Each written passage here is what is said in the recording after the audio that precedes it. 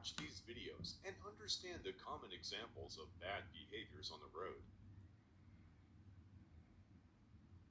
Driving too close, which is also known as tailgating.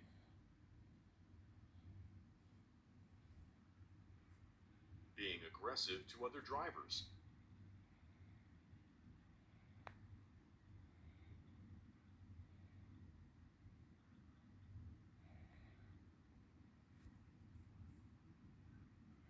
Overspeeding.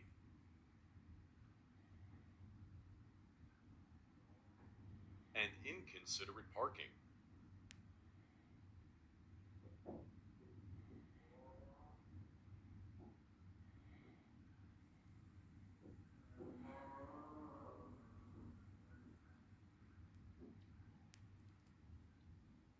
Click on the next button to continue.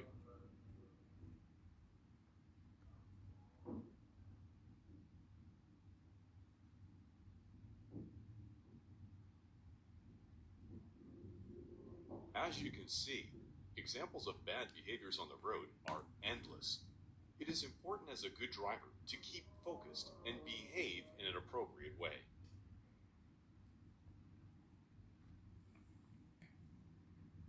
Click on the next button to continue.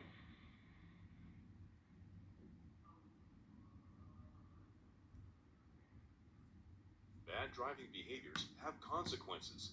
Below are a set of common consequences that result from bad behavior. You must click and complete each tab before proceeding to the next section.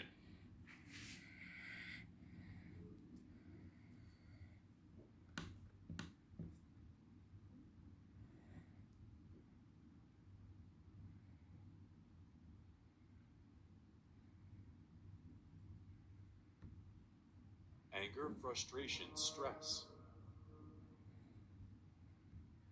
Physical assault. Vehicle and property damage. Injury or even death. Click on the next button to continue.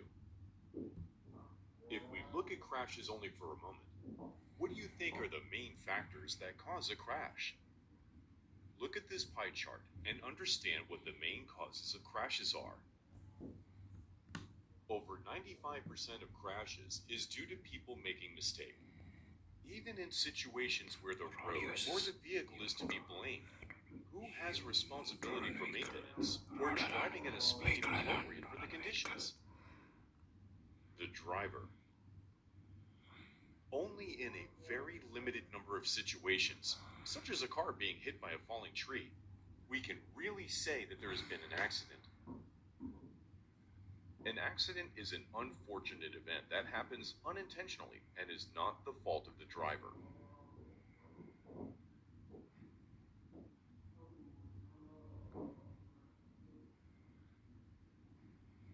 In this video, we saw a tree fall on the car. The driver had no control over this. This is why we prefer to call them crashes, as this tells us there is an element of human error, that someone has got it wrong. A crash is an event which could have been avoided.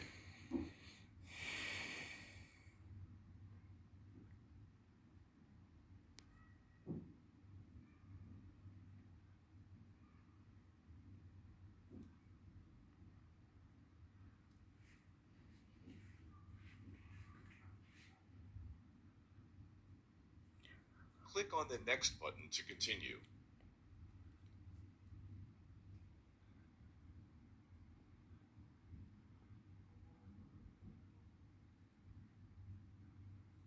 How a crash happens.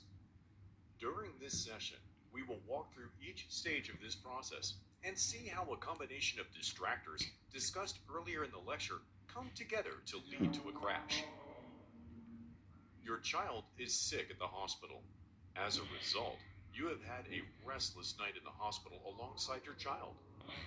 Now it's early in the morning and you have to rush home to take your other child to school and make it on time for work.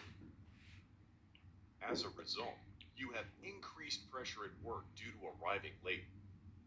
Your boss then asks you to undertake an unexpected trip that you would not normally do to a place where you've never been and using an unfamiliar vehicle.